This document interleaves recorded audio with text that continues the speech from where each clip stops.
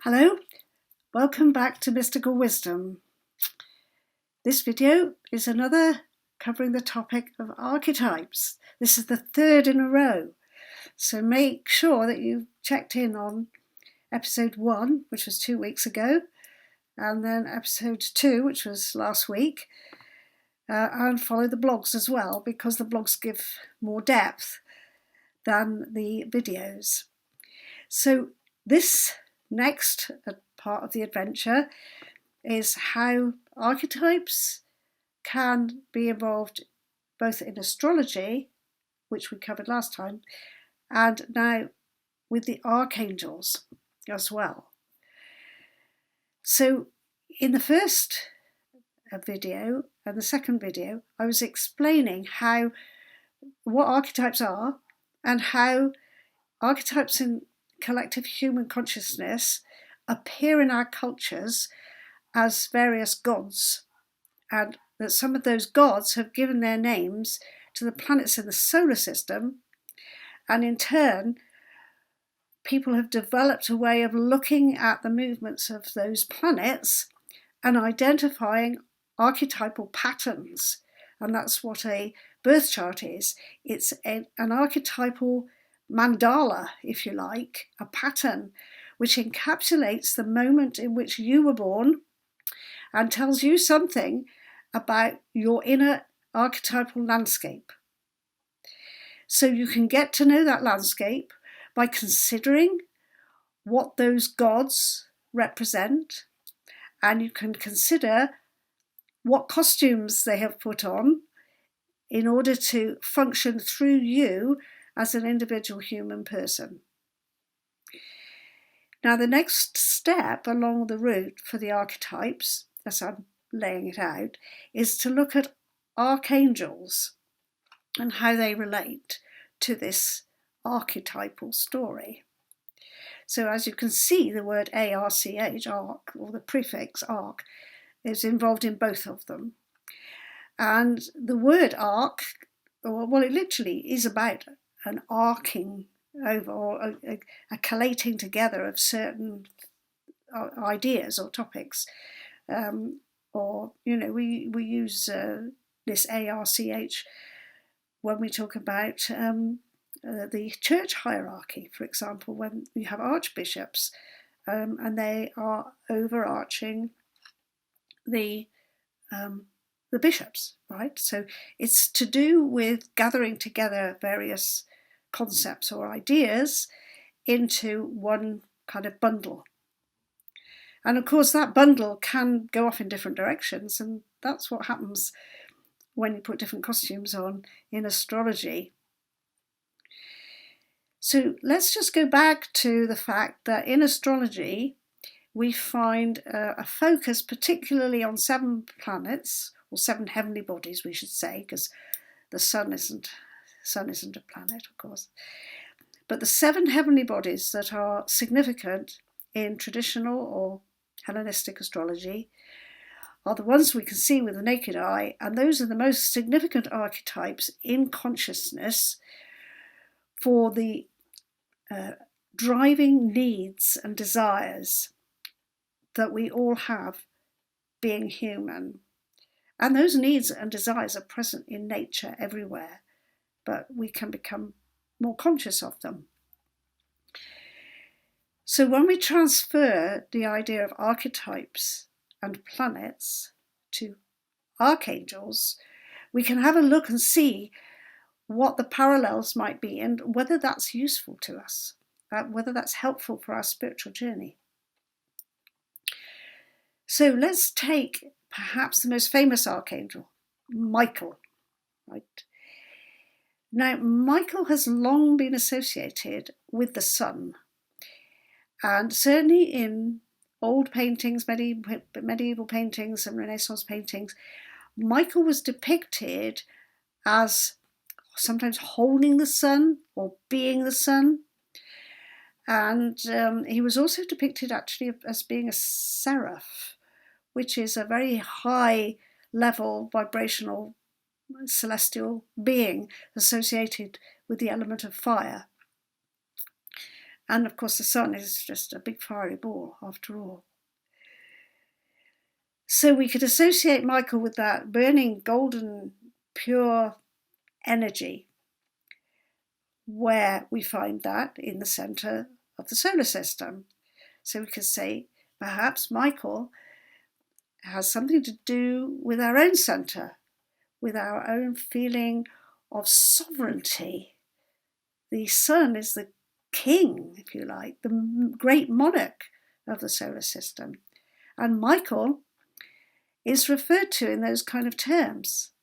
In the Hebrew Bible, which Christians call the Old Testament, he appears as a prince. So he has a kind of royalty about him.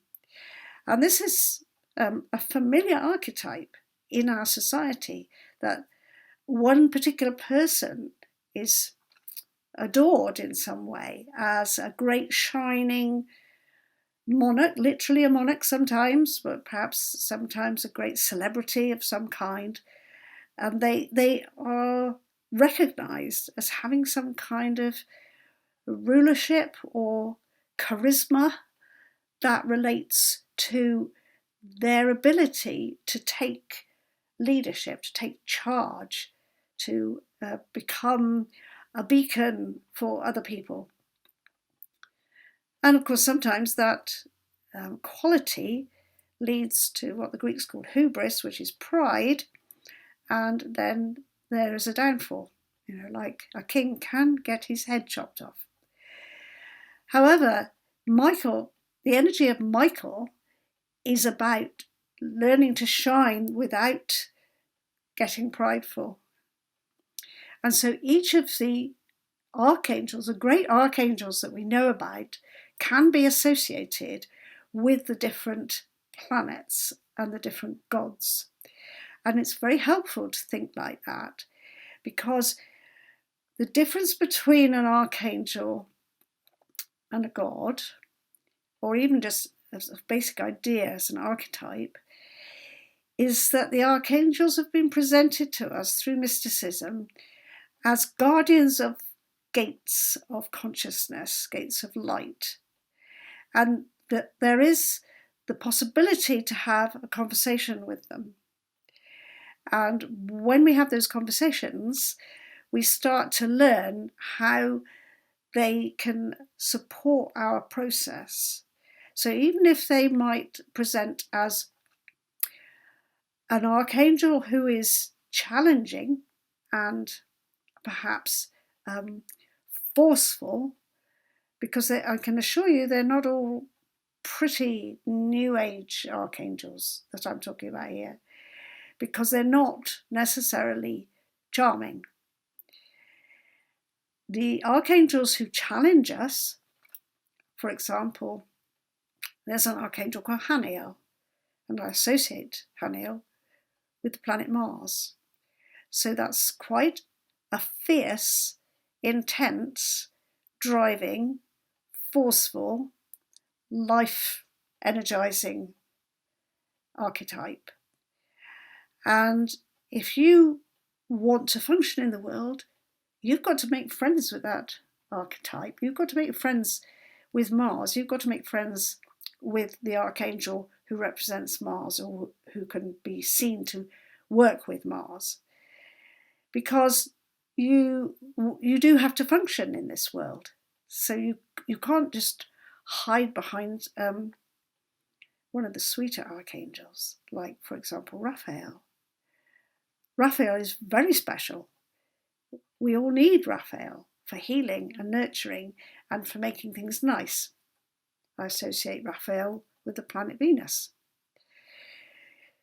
So getting to know these archetypes and getting to know them as archangels is part of a spiritual process of developing your consciousness so that you are aware of what you are doing. You are aware of your inner landscape, and you can conscientiously develop the qualities that will help you function as a human being who's not just a good human being. It's not just about goodness and saintliness and holiness. It's about effectiveness. Now, if you're effective in who you are and who you've been designed to be, or I should put it, who you've designed yourself to be, if you're effective, then you are contributing to the overall good of humanity, because the more human beings who take on that task, the more harmonious the exchange will be between the contraries, the opposites, the movement between light and shadow. And there's a famous saying that I often quote: light and shadow in turn, but always love. So if we're driven by a deep passion, a deep commitment to the overarching arena of love, which oversees all the archetypes, and we know and we discover by playing the game of reality that we are participating in that arena consciously,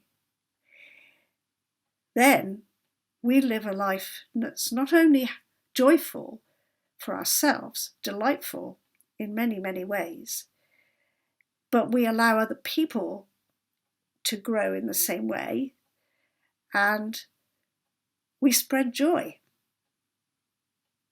So many blessings. Don't forget to read the blog that goes with this video. Don't forget to enroll on my website so that you pick up all the news, and I'll be back again before long. Keep shining, stay joyful, play the game with grace,